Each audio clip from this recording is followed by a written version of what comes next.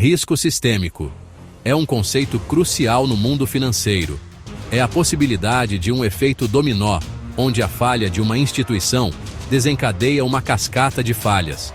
Isso coloca em risco todo o sistema financeiro, ameaçando sua estabilidade e funcionamento.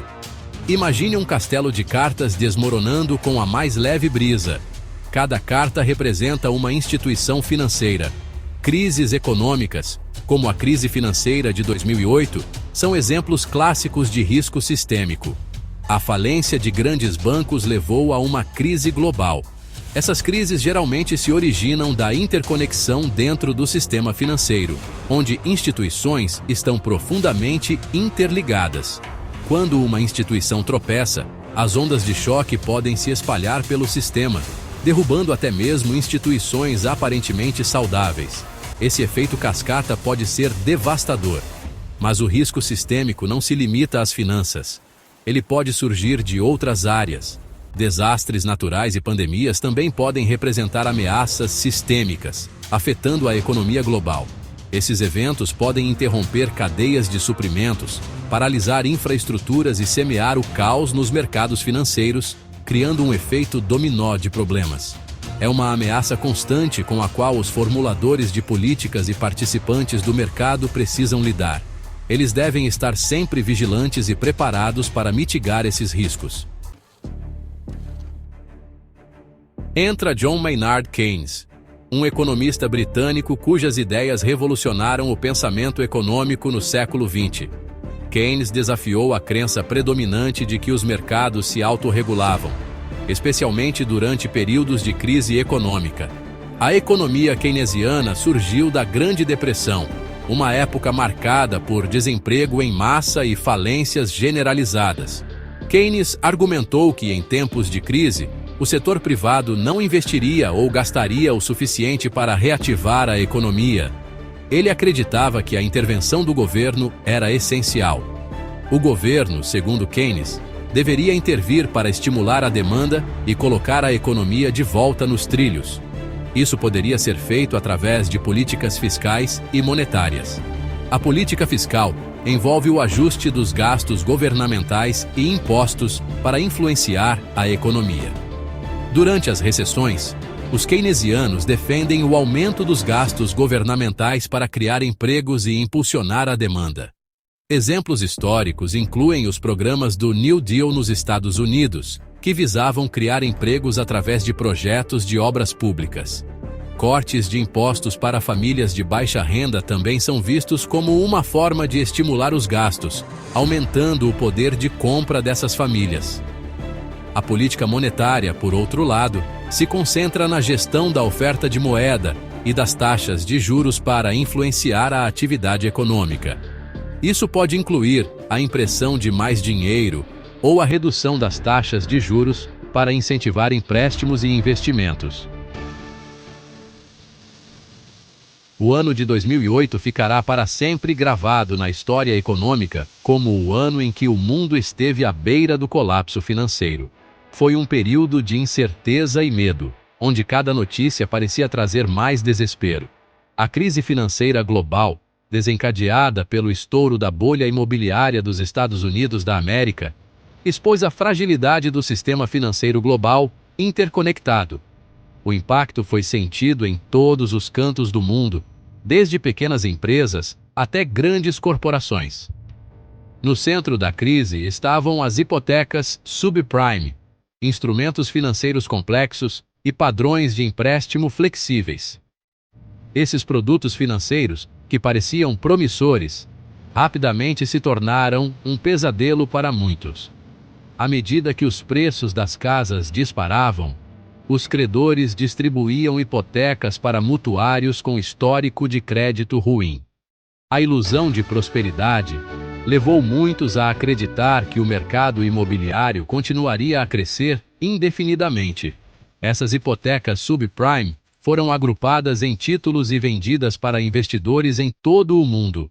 A complexidade desses instrumentos financeiros mascarou os riscos reais envolvidos. Quando a bolha imobiliária estourou, a inadimplência aumentou, enviando ondas de choque pelo sistema financeiro. As consequências foram devastadoras, com milhões de pessoas perdendo suas casas e economias. Os bancos, sobrecarregados com ativos tóxicos, se viram à beira do colapso, espalhando a crise globalmente. Governos e instituições financeiras tiveram que intervir para evitar um desastre ainda maior, mas a recuperação foi lenta e dolorosa. Enquanto o sistema financeiro global cambaleava, os formuladores de políticas recorreram às ideias keynesianas em busca de orientação. Nos USA, o governo Bush e o Federal Reserve implementaram medidas para estabilizar o sistema financeiro. O Programa de Alívio de Ativos Problemáticos, TARP, autorizou o Tesouro a comprar até os 700 bilhões diários em ativos problemáticos. O Federal Reserve cortou as taxas de juros, implementou a flexibilização quantitativa e forneceu empréstimos de emergência. Essas medidas ajudaram a evitar um colapso financeiro completo e prepararam o terreno para uma recuperação econômica gradual. Assim que a economia global estava se recuperando da crise de 2008, uma nova ameaça sistêmica surgiu: a pandemia da Covid-19. Esta crise de saúde sem precedentes paralisou o mundo, desencadeando uma devastação econômica. A pandemia demonstrou a vulnerabilidade do nosso mundo interconectado ao risco sistêmico da saúde pública. Os governos implementaram bloqueios e restrições de viagens, paralisando a atividade econômica. Empresas fecharam, cadeias de suprimentos foram interrompidas e milhões perderam seus empregos, mergulhando a economia global em uma profunda recessão. Diante da pandemia, os formuladores de políticas recorreram à economia keynesiana em busca de orientação. Os governos lançaram estímulos fiscais e monetários para mitigar as consequências econômicas. Nos EUA, pacotes maciços de gastos forneceram pagamentos diretos, ampliaram os benefícios de desemprego, apoiaram as empresas. O Federal Reserve cortou as taxas de juros, retomou a flexibilização quantitativa, forneceu empréstimos de emergência. Essas medidas ajudaram a amortecer o golpe da pandemia e prepararam o terreno para uma recuperação econômica gradual. O Brasil enfrentou desafios econômicos significativos devido à pandemia da Covid-19. O governo implementou medidas de inspiração keynesiana para mitigar o impacto.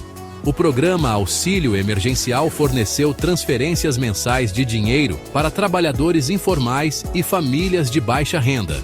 Isso visava apoiar os mais afetados e evitar um aumento acentuado da pobreza. O governo também implementou medidas para apoiar as empresas, como adiamento de impostos, linhas de crédito e subsídios salariais. As respostas keynesianas à crise de 2008 e à pandemia de 2020 ajudaram a evitar calamidades econômicas maiores. Ao injetar liquidez, apoiar famílias e empresas e estimular a demanda, essas medidas impediram outra grande depressão. No entanto, as políticas keynesianas não são isentas de críticas. Elas podem levar a uma dívida pública maior e à inflação, se não forem gerenciadas adequadamente. O desafio é equilibrar o alívio de curto prazo com a sustentabilidade fiscal de longo prazo. O desafio para os formuladores de políticas é equilibrar o alívio econômico de curto prazo com a sustentabilidade fiscal de longo prazo. Embora as políticas keynesianas possam mitigar as recessões, um plano para reduzir a dívida e controlar a inflação é crucial. Os governos precisam ser fiscalmente responsáveis, mesmo durante as crises. Gastos direcionados e um plano crível para a redução da dívida são essenciais.